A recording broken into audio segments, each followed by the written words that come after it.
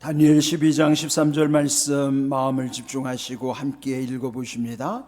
너는 가서 마지막을 기다리라. 이는 네가 평안히 쉬다가 끝날에는 내 몫을 누릴 것임이라. 아멘. 성탄절을 앞둔 네 번의 주일을 일컬어 대림절이라고 말씀을 드렸습니다.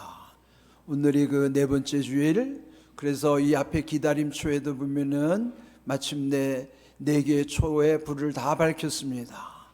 요한복음 8장 12절에도 예수님이 말씀하시기를 나는 세상의 빛이요 나를 따르는 자는 생명의 빛을 얻으리라 말씀하셨습니다. 세상의 빛으로 오셔서 예수님을 믿는 자들에게는 그 빛이 생명의 빛이 되게 하시는 은혜. 그러므로 오늘 우리는 세상의 빛으로 오셔서 생명의 빛이 되신 예수님 오신 성탄을 앞두고, 그러나 또 대림절의 기다림이라는 것은 다시 오실 예수님을 소망하는 그런 절기이기도 한 것입니다. 시편 40편 1절의 말씀처럼 내가 여호와를 기다리고 기다렸더니 귀를 기울이사 나의 부르짖음을 들으셨도다. 이 다윗의 고백처럼 기다리고 기다렸다고 하는 것은 그 기다림이 단순함이 아니고 오랜 세월 참고 견뎌내는 기다림 속에서, 그러나 그렇게 할 수 있었던 것은 그가 하나님께 부르짖었기 때문이었습니다. 그리고 마침내 다윗의 부르짖음을 하나님께서는 응답하셨다는 것처럼 오늘 이 기다림의 계절인 이 대림절을 보내면서 우리는 그 네 번째 주일에 이르기까지 기다림의 영성의 말씀을 함께 나누었습니다. 우리의 기다림도 단순히 기다리는 것이 아니고 부르짖는 기도, 간절함 가운데 다시 오실 예수님을 기다리는 것이죠. 오늘 읽은 이 본문에도 보면은 너는 가서 마지막을 기다리라. 이는 네가 평안히 쉬다가 끝날에는 내 몫을 누릴 것임이라 말씀하셨습니다. 여기 이 말씀은 다니엘에게 주시는 말씀이죠. 이때 이 다니엘의 나이는 90을 바라보는 황혼의 때였습니다. 그는 15, 16 그 청소년기에 조국 남유다가 바벨론에 의해서 무너지는 그 나라가 망하는 것을 경험하는, 그런데 그 본인도 또 바벨론으로 가서 포로로 잡혀가 고통을 겪게 되는 것입니다. 그러면서 그곳에서 모진 세월을 보냈다가 이제 90을 바라보는 나이에 하나님이 말씀하시기를 마지막을 기다리라 명령하시는 것이죠. 그 마지막을 기다리라는 까닭은 너희에게 평안히 쉬는 은혜를 주실 뿐만 아니라 끝날에 너의 몫을 누리게 할 것이라 약속을 해주시는 거예요. 그처럼 우리 인생도 이 땅에서 사는 세월 동안에 다니엘만큼의 고통을 겪지는 않았다 하더라도 각자 자기 삶 속에서의 삶의 애환과 또 그런 크고 작은 아픔들, 고통을 또 겪을 수밖에 없죠. 그렇지만은 우리에게도 언젠가는 마지막 날이 올 것이고 또 우리도 마지막 날을 기다리면서 살아가는 것입니다. 그럴 때에 마지막을 기다리라고 하시는 하나님의 뜻이 우리에게 어떻게 임할 것인가? 다니엘에게도 약속하신 것처럼 먼저 평안의 은혜를 약속하시는 거예요. 평안히 쉬라는 것은 평안한 안식을 약속하시는 내용이죠. 우리 삶 속에서 중요한 것은 평안과 안식의 은혜예요.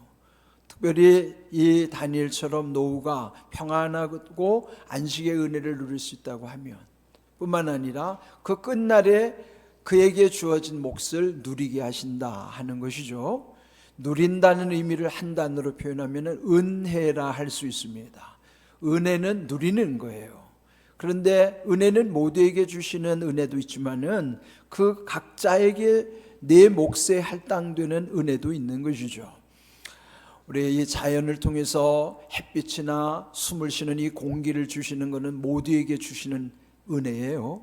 그러나 각자에게 부여된 또 다른 내 몫의 은혜가 있는 것이죠.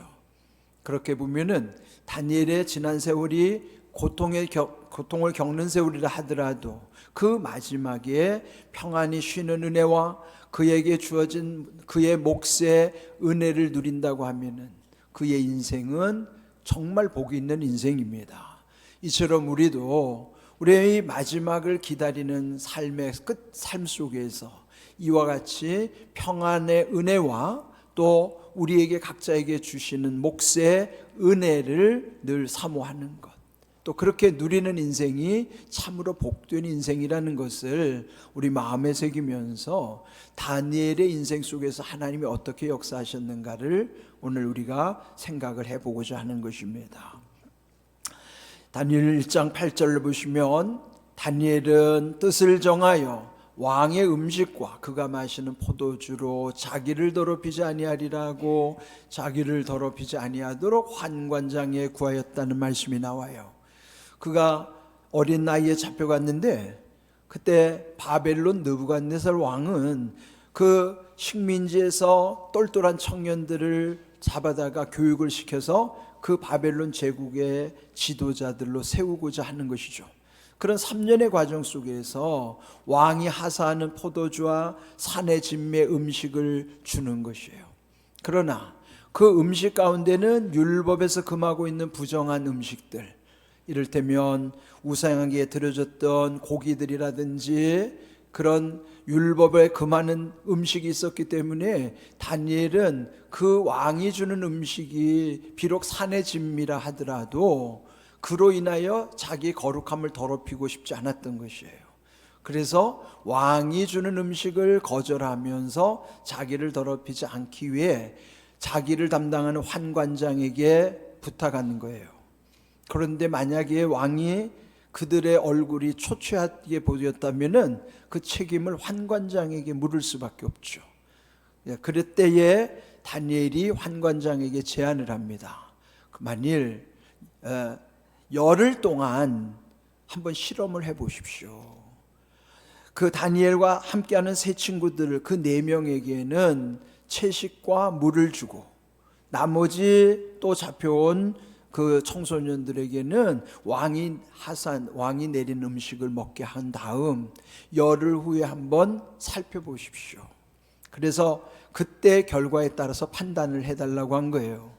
그리고 열흘이 지난 후에 그 두 그룹을 비교해 보았더니 다니엘과 세 친구들은 채식과 물로만 연명했는데 오히려 왕이 내린 산의 진미를 먹은 아이들보다도 얼굴이 더 아름답고 빛났다고 그랬어요.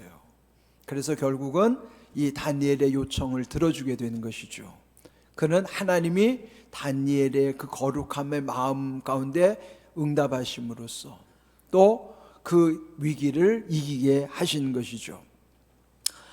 이렇게 다니엘은 비록 식민지 백성이지만은 당시 그 바벨론이라고 하는 화려한 문화, 그 학문 지식을 배우는 데 있어서도 또 하나님이 함께 하시니까 깨닫게 하시는 은혜를 누리게 되는 것이죠.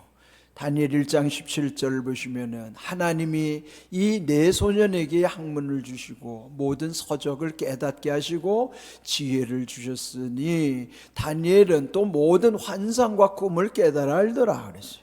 여기 4소년이라면 다니엘과 함께한 세 친구들이에요. 우리 흔히 다니엘서 공부하다 보면은 메삭, 사드락, 아벳느고라고 하는 인물들이 나오죠. 그 4명의 소년들은 특별히 그 바벨론의 학문 그런 책들을 하나님께서 지혜를 주셔서 잘 깨닫게 하셨을 뿐만 아니라 특별히 다니엘에게는 지혜를 더하여 주심으로 모든 환상 또 꿈을 깨달아 알도록 하셨다 그러는 것이죠. 성경에 보면은 유독 꿈을 잘 해몽했던 인물이 있어요. 여러분 잘 아시는 요셉, 그리고 이 본문의 다니엘은 꿈풀이를 참 잘했어요. 그런데 이 다니엘은 왕의 꿈을 해몽하는 시간에 그 왕이 말하기를 자기 꿈을 들려주지도 않고 내 꿈을 맞춰보라는 거예요. 그리고 그걸 풀으라는 것이죠.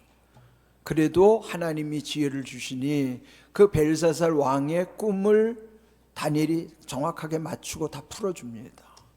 이렇게 다니엘의 하나님의 지혜 가운데 모든 환상, 꿈을 깨달아 아는 것이죠.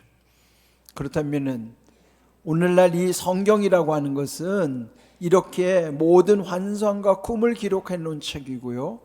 또 하나님의 은혜 가운데 예수님 이후를 살아가는 우리들에게는 성경의 말씀을 통해서 모든 환상과 꿈을 깨달아 알게 하시는 은혜도 주신 거예요. 왜 그럴까요? 사도행전 16장 바울이 2차 선교 여행 시 그가 이 아시아 쪽으로 선교를 할 계획이었는데 환상이 보이는 거예요. 그 환상 중에 마게도냐의 한 청년이 손짓을 하면서 와서 우리를 도와달라. 그때 그 환상을 보고 방향을 틀어서 빌립보를 가게 되는 것이고, 그 빌립보는 유럽의 첫 관문이에요. 그래서 복음이 유럽을 먼저 들어가는 기회가 되는 것이죠. 그때 환상을 헬라어로는 오라마라고 적고 있어요. 오라마가 환상이에요. 처음 듣는 말이죠. 그러면 파노라마라는 말은 들어보셨나요? 파노라마라는 것이 판과 오라마가 붙은 말이에요. 판은 헬라어로 전체 모든 것을 가리킬 때 판이라 하고, 오라마는 여기서 말하는 환상을 오라마라 하는 거예요. 흔히 우리 파노라마라는 말 언제 쓰나요? 우리 운전할 때 차창으로 경치가 쫙 펼쳐져서 연속으로 이어지는 것을 파노라마라고 그러죠? 그렇습니다. 그 판오라마라는, 즉 모든 환상을 한마디로 말하면 판오라마예요. 이 바울 사도가 오라마를 따라서 그 길이를 열어주신 것처럼 성경은 모든 오라마, 즉 판오라마, 파노라마의 책이란 말이에요. 또 꿈을 여기서 풀어주시는 책이에요. 여러분, 자녀에게 꿈을 물을 때가 있죠. 너는 꿈이 뭐냐? 그러면 그 아이가 지난밤 자기 꿈을 꾼 걸 말하나요? 그때의 꿈이라는 것은 장차 자기가 어떤 사람이 되고 싶고자 하는 비전을 말할 때 꿈이라고 표현하는 거예요. 그렇게 보면 성경은 우리의 비전뿐만 아니라 오라마, 즉 환상 비전과 또 이런 꿈을 담아놓고 그 꿈을 실현하도록 하나님께 기도하도록 하는 책입니다. 그러므로 파노라마와 이 꿈은 성경 안에 있고, 또 하나님이 지혜를 주시면 다니엘처럼 그 모든 환상, 즉 파노라마와 꿈을 깨달아 알게 하신다는 거예요. 그는 우리에게도 이미 허락하신 것이고, 우리 자녀들에게도 이런 사실을 알려주실 때에 우리가 왜 말씀에 집중해야 하는가 하면, 말씀이 깨달아지면 그 깨달아진 말씀 속에 모든 환상과 꿈이 열려지고 그 길이 보여지기 시작하는 것이죠. 그래서 여러분, 말씀을 묵상하셔야 되고 말씀에 집중하셔야 되는 이유입니다. 다니엘에게 주셨던 은혜가 오늘 우리에게도 임하기를 축복합니다. 아멘입니다. 자, 이와 같이 또 이 다니엘은 힘든 고비가 있을 때마다 평소에도 기도하지만은 그는 힘들다고 기도를 쉬지 않았습니다. 그는 기도의 사람이었어요.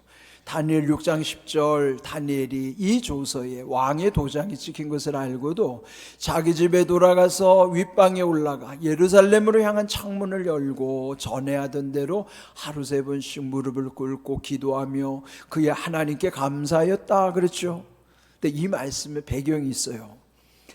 이미 이때는 그가 잡혀왔던 바벨론이라는 제국이 메데바사라는 데 의해서 무너졌어요. 그러니까 자기는 자기 조국을 무너뜨린 바벨론에 잡혀갔는데, 바벨론마저 메데바사라는 페르시아에 의해서 거기도 무너지는 거예요.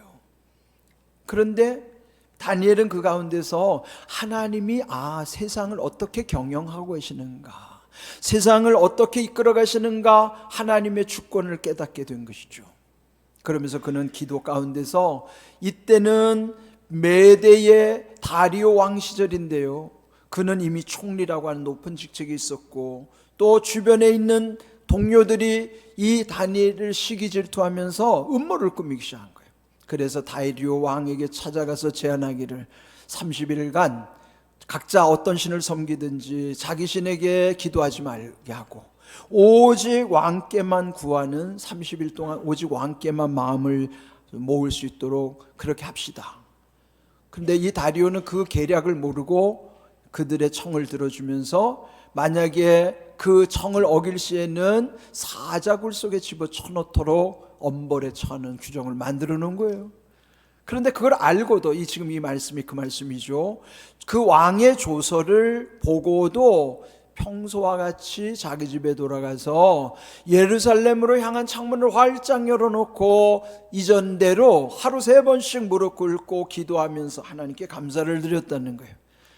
이럴 때 우리 같으면 타협할 수 있잖아요. 굳이 기도를 소리내서 할 것도 없고 조용히 속으로 하면 누가 기도하는지 안 하는지 알지도 못할 텐데. 그런데 왜 평소와 같이 자기는 자기 조국 예루살렘으로 향한 창문을 활짝 열어놓고 사람들이 다 보도록, 그리고 소리를 내서 그것도 하루에 3번씩 무릎 꿇고 기도하면서 감사하는 것을 쉬지 않았다는 것이죠. 그래서 결국은 그 의도대로 그 적들에 의해서 다니엘이 고발을 당하고 마침내 다니엘은 사자굴 속에 던져졌던 거예요. 그 다리오 왕이 나중에 그 사실을 알고 후회했지만은 어쩔 수 없이 왕명이니까 다니엘이 사자굴 속에 들어갔고, 그 다음날 다리오 왕이 조급한 마음으로 달려가 보았더니 다니엘이 여전히 살아있는 거예요. 하나님이 사자의 입을 막고 계신 거죠.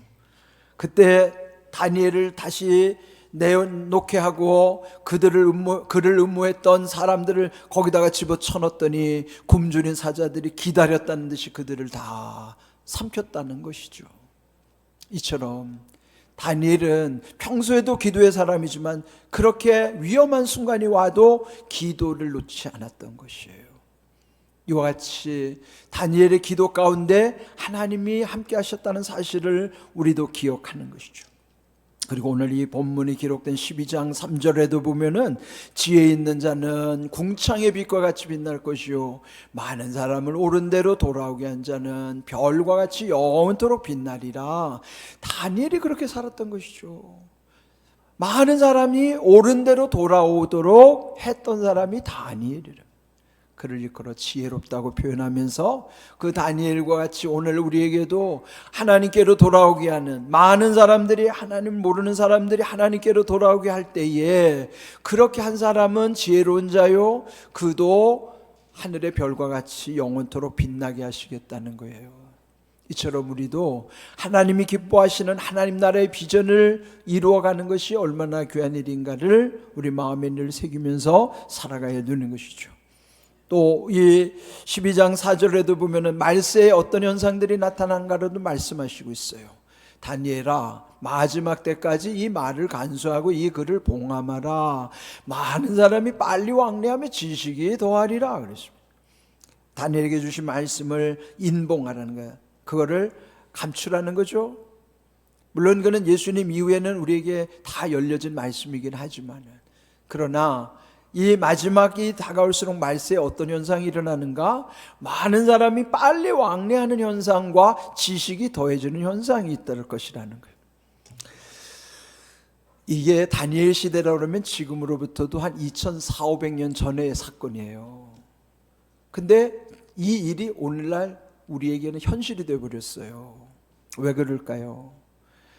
요즘 많은 사람들이 빨리 왕래하잖아요. 요즘 세계가 지금 얼마나 빨리 움직이고 있는지 몰라요. 더군다나 우리 대한민국에 지금 외국 사람들이 얼마나 몰려들어오고 있습니까? 빨리 왕래하는 시대예요. 뿐만 아니라 지식이 더해지는 시대. 요즘은 사람의 지능뿐만 아니라 인공지능이라는 것까지, AI라는 게 인공지능이잖아요. 사람의 뇌의 원리를 통해서 그 인공지능을 만들었는데 그 인공지능이 사람의 지능보다도 훨씬 더 앞서가고 있어요. 자, 이런 시대예요 지금이. 빨리 왕래하는 시대, 인공지능까지 더해져서 혼란한 시대예요. 그럴 때 사람들은 환상해졌죠. 앞으로 살기 좋은 세상, 그걸 유토피아라고 그러거든요. 그런데 과연 유토피아가 이루어질 것인가? 이 속도를 적응하지 못하고 결국은 여기에 낙오되는 인생들은 다 결국 다 퇴보하고 말 겁니다. 사람들은 유토피아를 그리지만은 그 반대를 디스토피아라고 그러거든요. 결국은 유토피아의 환상에 빠지지만 실제 우리들의 삶은 더 조급해지고 더 팍팍하고 더 힘든 세상을 살아갈 수밖에 없는 디스토피아의 세상에 빠져들어갈 수밖에 없는 것입니다. 이런데 이런 영적 현상을 왜 다니엘에게 보여줬을까? 사실 우리의 육신의 시야라고 하는 건 지금 내 보이는 앞에밖에 모르잖아요. 또 뭐 시간으로 봐도 과거, 현재, 미래에서 과거는 지나갔고 미래는 아직 오지 않았으니까 우리가 알 수가 없어요. 다만 우리에게는 그저 앞에 놓여있는 현재밖에 모르잖아요. 그런데 영적인 눈을 열어주시면은 영적인 세계 속에는 시간과 공간을 초월합니다. 그러면 과거와 현재와 미래는 다 연결됐기 때문에 저 2400~500년 전에 다니엘의 눈으로 보면 지금이 다 보이는 거예요. 우리가 사는 세상이 보이고 앞으로 종말의 때도 다 보이는 거예요. 그래서 다니엘을 통해서 앞으로의 시대가 갈수록 더 왕래가 빨라지는 시대고 더 지식이 더해지는 시대라는 것을 보게 하시는 거죠. 그런데 우리는 이 성경 속에서도 이런 영적인 원리를 깨달아 알게 되면은 이런 모든 것에 대해서 우리도 더 기도하면서 분별을 얻게 하시는 말씀이기도 한 것입니다. 그렇게 이 마지막 때 모든 것이 혼란스럽고 적응하기가 어려운 때, 그렇다면은 오늘 여기 다니엘에게 말씀하신 것처럼 마지막을 기다리라고 하는 것처럼 우리 인생의 마지막 때를 어떻게 기다릴 수 있을까요? 그런데 끝까지 기다리는 비결을 시편 37편 7절 8절에서 말씀합니다. 여호와 앞에 잠잠하고 참고 기다리라. 자기 길이 형통하여 악한 꾀를 이루는 자 때문에 불평하지 말지어다. 분을 그치고 노를 버리며 불평하지 말라 그랬어요. 여기 보면 네 가지. 첫 번째 잠잠하라, 두 번째 참으라, 세 번째 기다리라, 네 번째 불평하지 말라. 여러분이 마지막에 끝까지 그렇게 순종한다는 것은 우리의 의지와 능력으로는 안 됩니다. 잠시 그리 할 수는 있어도 끝까지 이 말씀대로 살아갈 수 없어요. 잠잠하기가 얼마나 어렵습니까? 요즘 말 많은 세대에 참는 것, 기다리는 것, 불평하지 말라고 하는 것, 다 어려운 일이에요. 여기 분을 그치고 노를 버리며 불평하지 말라고 그러는데, 분노라고 하는 거예요. 우리 한국 사람들이 얼마나 조급하고 분노가 많은지 옛날부터 조상적부터 물려받은 DNA 속에 우리 민족만 갖고 있는 병이 하나 있어요. 그게 뭔지 알죠? 불을 담아 놓는 병, 화병입니다. 그 조상적부터 우리에게 물려져 가지고 화병이 우리 속에 다 들어가 있어요. 그러니까 요즘은 참지 못하니까요, 누가 옆에서 조금만 자극을 하면 내 안에 불이 다 터져 나와요. 그 분노를 통해서 요즘 사건 사고가 얼마나 많이 일어나는지, 어제 뉴스에도 보니까 대만 타이베이에서 어떤 젊은이가 연막탄을 뿌리고 칼부림을 해가지고 4명이나 죽고 11명이 부상당했다는 소식을 들었어요. 이런 분노의 현상들, 지금 이게 우리나라에도 지금 도처에서 일어나는 일이에요. 이런 현실을 바라보면서 그럼 우리가 그리스도인이라고 해서 이렇게 살아갈 수 있나요? 명목적 그리스도인들은 그렇게 할 수가 없어요. 그렇게 할 수 있는 비결은 앞에 있는 말씀이죠. 여호와 앞에 있다는 믿음을 붙잡는 사람만이 이렇게 살 수가 있어요. 여호와 앞에라는 것은 내가 하나님 앞에 있을 때 하나님을 두려워하는 사람만이 잠잠할 수 있고 참을 수 있고 기다릴 수 있고 불평하지 않을 수 있는 것이지, 하나님 앞에 있어서 하나님을 두려워하지 않, 하나님 앞에 있다는 사실과 하나님을 두려워하는 그런 것을 모르면, 그러면은 이렇게 살 수가 없습니다. 하나님 앞에라는 것을 일명 라틴어로 코람데오라고 그러잖아요. 코람은 어디 앞에라는 뜻이고 데오는 하나님이라는 뜻이. 하나님 앞에라는 코람데오, 그 정말 중요한 표현이죠.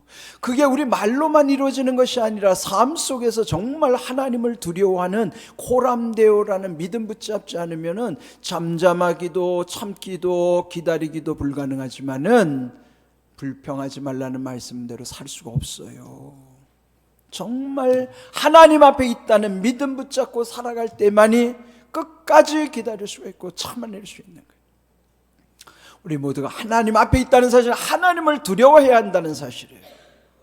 말로만이 아니고 그의 마음과 생각 속에서, 말과 행동 속에서 정말 하나님을 두려워하는 모습이 나타나는 것이에요.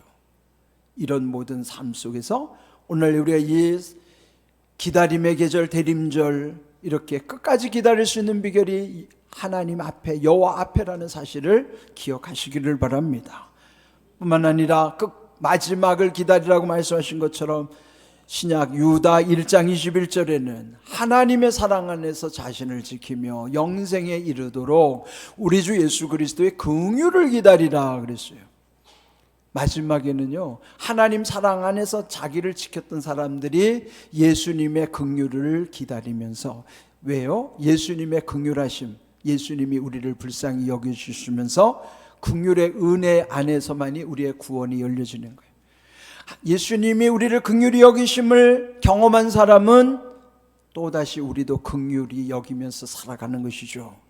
야고보서 2장 13절 말씀, 저는 이번 이 대림절 절기 동안에 많이 묵상한 내용이기도 했지만은 설교할 때마다 많이 강조했던 말씀이에요. 긍휼을 행하지 아니하는 자에게 긍휼 없는 심판이 있으리라. 이거 무서운 말씀입니다. 긍휼을 행하지 않으면 나에게도 긍휼이 없는 심판으로 그 두려운 심판이 임한다는 것이죠.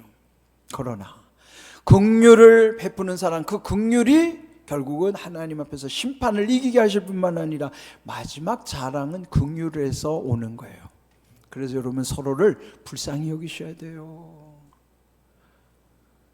저도 여러분을 불쌍히 여기고 여러분도 저를 불쌍히 여겨주셔야 돼요. 가정 안에서도 가족들끼리 서로 불쌍히 여겨주셔야 됩니다. 근데 요즘 가정 문제가 왜 일어나는가를 잘 보십시오. 세상이 하도 각박하고 치열하다 보니까 세상에 밖에 나가서는 찍소리도 못하다가 안에 들어와가지고 큰 소리 치는 사람들이 많아요. 애들도 그렇고 어른도 그렇고. 밖에서는 찍소리도 못하고 주눅 들어 있다가 집에만 오면은 그냥 가족들끼리 서로 큰 소리 치고 서로 상처를 주고 난리예요. 오히려 가정 안에서는 서로를 위로하고 격려하고 섬기다가 세상에 나가서 당당해야 되는데 세상에서는 비굴하다가 집에 들어와서만 큰 소리치는 이 못난 현상들. 그러니까 우리 가정에는 상처들만 남죠. 그런 집안의 자녀들은 주눅이 들어서 길을 펴지 못하고 얼마나 불쌍합니까? 그래서 우리에게는 긍휼이 필요한 거예요. 예수님이 우리를 불쌍히 여겨주실 때만이 그런 모든 주눅 드는 현상, 그런 모든 상처받은 것이 회복이 되는 것이죠. 그러니 그렇게 피해를 당한 가족이 얼마나 불쌍해요? 그렇다면 피해를 입힌 그 가해자는 생각해보면 더 불쌍한 사람이에요. 이런 현상, 교회나 가정이나 원리는 똑같습니다. 제발 사회에 나가서 세상에서는 당당하게 지내다가 가정에 돌아오시거나 교회에 들어오시면 잠잠하세요. 큰 소리 치지 말고 서로를 좀 불쌍히 여겨주시란 말이에요.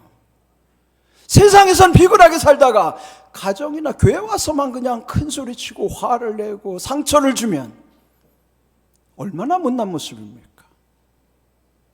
오늘 우리가 이 말씀 붙잡고 각자 나에게 주신 마지막 때를 어떻게 기다려야 될 것인가?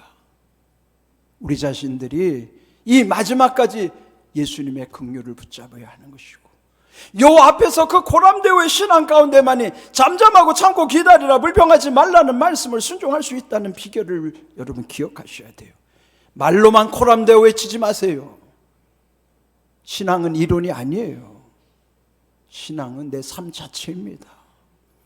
여러분 삶 속에 이런 오늘 주신 말씀처럼 마지막을 기다리라, 마지막을 기다리는 사람의 그 믿음은 어떠해야 되는가를 여러분 새기십시오. 그리고 하나님의 긍휼하심을 입음으로써 우리의 상처가 회복될 뿐만 아니라 우리도 또 상처 입은 자들에게 긍휼을 베풀므로 거기에도 하나님의 사랑으로 살아나는 역사를 이루어갈 수 있도록, 그래서 이 대림절이는 우리에게 이렇게 기다림의 영성 가운데 모든 좋은 것들이 회복되게 하시는 계절이라는 걸 기억하십시오. 다시 오실 예수님은 심판의 주님으로 오신다는 두려운 사실을 놓치지 마시고 오늘 우리에게 마지막 기회를 주신 것을 잘 활용하시면서 긍휼을 행하는 삶, 그런 귀한 은혜의 삶을 통해서 하나님의 약속을 이루는 복된 믿음, 복된 삶이 되시기를 주님의 이름으로 축복합니다. 아멘.